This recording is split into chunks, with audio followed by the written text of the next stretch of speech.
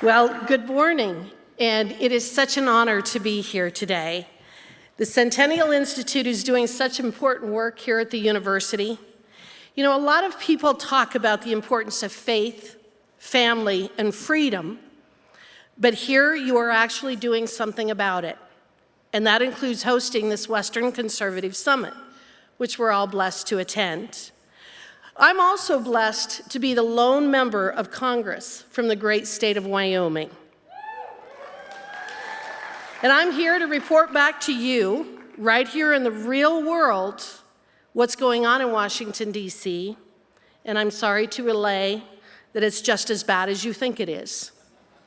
And for those of us who are concerned about our Western way of life, I think it's even worse. But on the bright side, our new Republican majority in the House of Representatives is engaged. We are a roadblock standing in the way of the radicals who want to ruin everything that's built, not only the American dream, but the American West as well. What I have learned is that it is largely the coastal elites who are the problem, those who want to tell the rest of us how to live, as though they could possibly understand us or who we are. Oh, they think they do, that's for sure. They think they know what makes us tick. I think it's because they watch Yellowstone on TV that they know all about us. Heck, they also probably believe that Kevin Costner is a real cowboy. Now, I don't know about that, but I do know that he does not know much about Wyoming politics because he backed the wrong horse in my election last year. And what did we do in response? We sent his candidate back to Virginia where she belongs. Now back to those elitists who want to control our lives. They love to glamorize Western culture, and they love to watch it on TV and in the movies, but at the very same time, they want to make it impossible for real cowboys to exist. They want to make our entire way of life disappear. And I speak of this with a real personal stake in the matter. Aside from being Wyoming's only congressional representative, I'm also a product of my family's ranch. I know what it's like to work hard, to fix fence, to move cows, to build water gaps, to take care of bum calves, to chop ice in the winter, and to irrigate. And I know what it means to live by the code of the West. We ride for the brand and we stay loyal to the outfit that hired us. In my case, that's the people of Wyoming. They hired me to represent them in Washington, and I know that they can fire me if they don't think I'm doing a good job by them. That is called accountability, and it is built into our very form of government.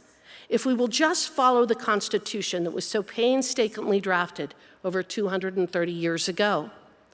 The fact is, and whether they will admit it or not, the people who are attacking us and our way of life, well, they live by a code as well. It's an extreme code based on extreme ideology, the leftist view of the world that a centralized government effectively owns everyone and everything that exists under it. It is made up of coastal elites, the progressives, the unelected bureaucrats in Washington, D.C., and the agencies who believe that they should be able to tell our cowboys, our business owners, our families, and our communities what they should be doing.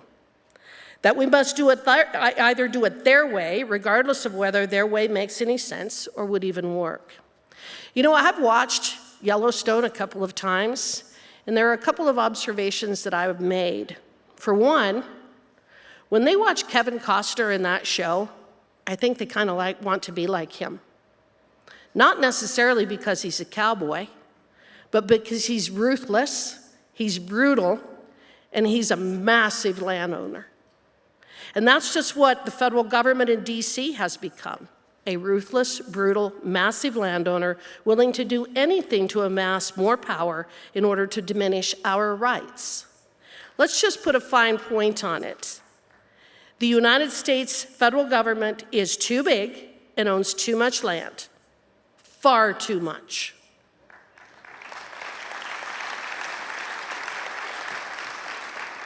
Nationally, the federal government owns more than a quarter of all the real property in this country. It's actually over 27%.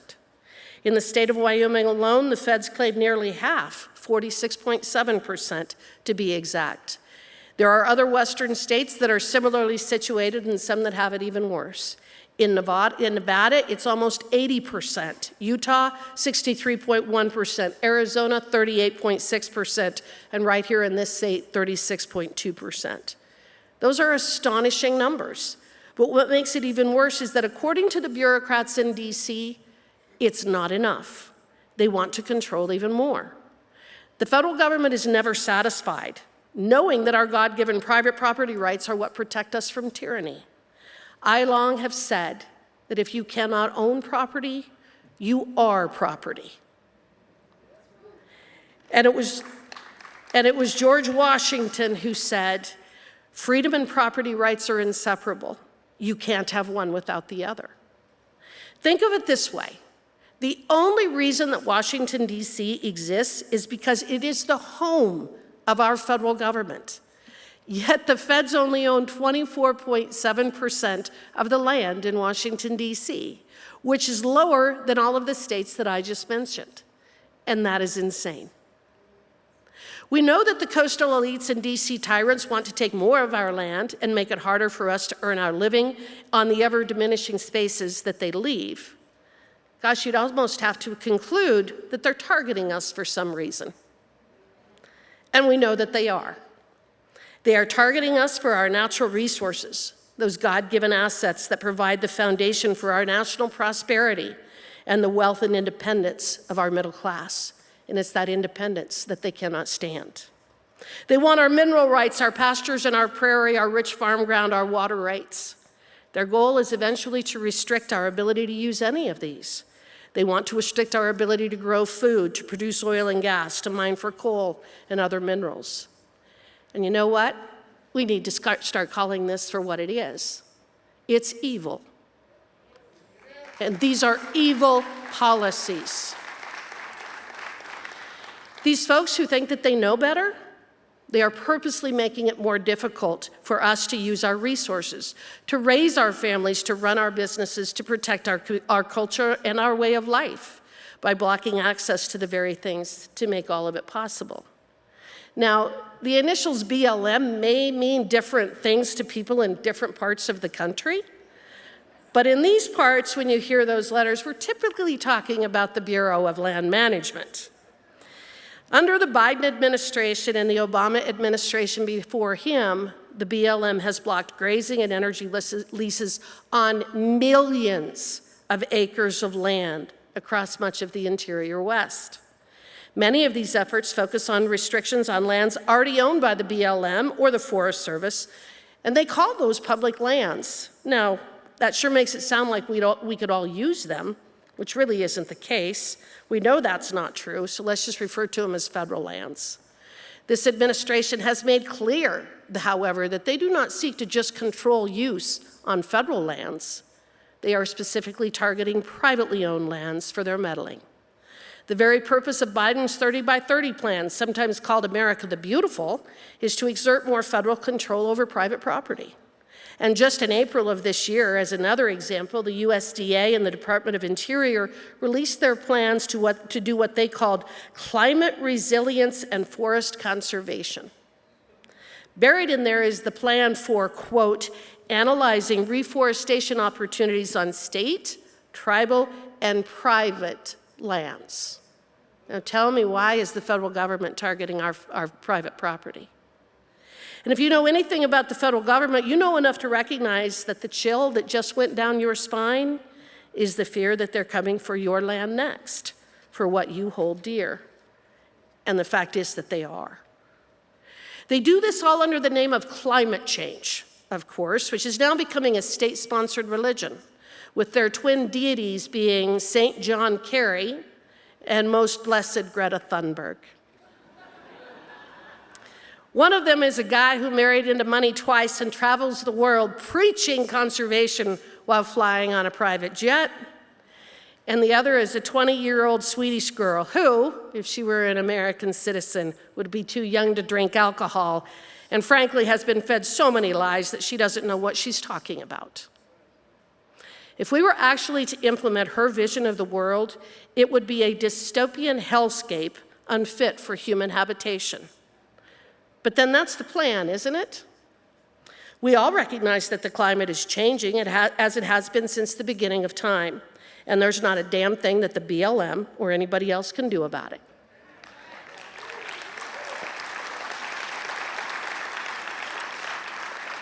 The Earth has been changing since its creation, and I don't think it's going to stop because some environmental activist in DC promulgated a new regulation. You might as well demand that the Niagara Falls stop flowing.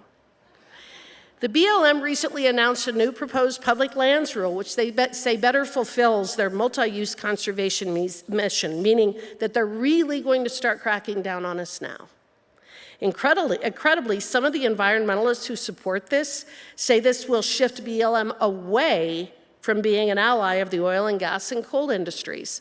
What's interesting is I'm not sure that the oil and gas and coal industries would have said that the BLM has ever been their ally. But what all these all-knowing bureaucrats who never have to face voters to keep their jobs are doing is setting policy for land management that they think should be followed not only today, but hundreds of years from now. Think about that. They're trying to hardwire policies in place today through the use of such things as perpetual conservation easements that will restrict what people can do several centuries down the road. How bad is that for land use policy? You know, I love and revere our founding fathers as much as anybody, but I don't think that they should be controlling what Wyoming can do with our coal deposits or our water rights 2 centuries later. And in fact, neither did they, and that is why they adopted the 10th Amendment, prohibiting the federal government from doing just that. The problem is that I'm not sure that the folks in DC seem to have read the Constitution. And sadly enough, they don't seem to be constrained either by its words or its wisdom. The coastal elites and their lackeys in these federal agencies are completely unable to make the connection between how their ideas sound when they echo across the marble floors of Washington and how they work and practice in the real world. The waters of the United States is a monstrosity is a perfect example of this. For years, environmental radicals have sought to expand the definition to extend federal authority over any body of water that was ever connected to another one, like in the case of extreme flooding.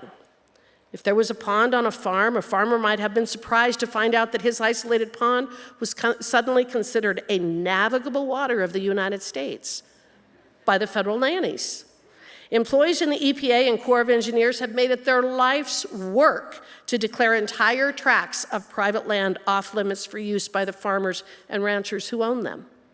But thank God for the US Supreme Court. Just a few weeks ago, they ruled that navigable waters means what it says and says what it means. Because you know what, folks? Sometimes a mud puddle is just a mud puddle.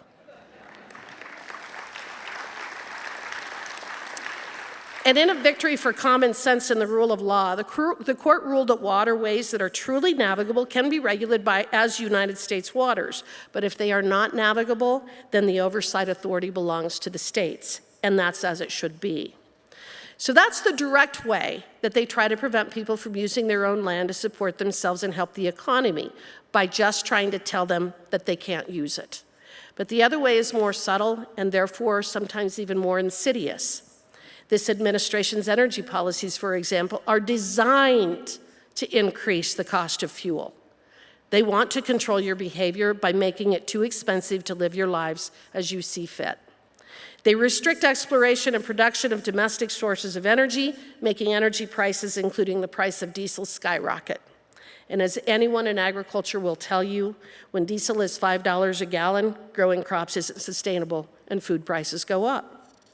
Restricting our ability to harvest timber in our national forests causes the price of lumber to go up. The bottom line, their policies are purposely making it more expensive to heat our homes, feed our people, and build our housing. And you know what I've said many, many times? There is a special place in hell for people who adopt policies that are intended to increase the cost of food, housing, and energy. Sometimes they dress up their legislation or their rules, and they give them pretty names with a mission statement that everyone can agree with. But then there comes a time when common sense has to prevail. Take the Endangered Species Act. It's got a nice title, and protecting at-risk animals and plants sounds like an admirable goal. But that isn't what it is used for. It is now implemented to control private property rights. According to how the act is supposed to work, when a species is no longer endangered, it should be delisted. Just look at the greater Yellowstone ecosystem grizzly bear population, which is a huge success story.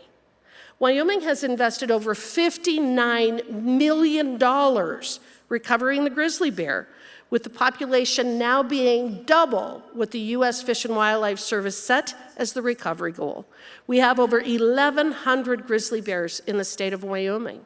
The U.S. Fish and Wildlife Service has concluded that Yellowstone is not only at capacity, but exceeds capacity. We passed our recovery goals over a quarter century ago, 25 years. They ought to be delisted, right?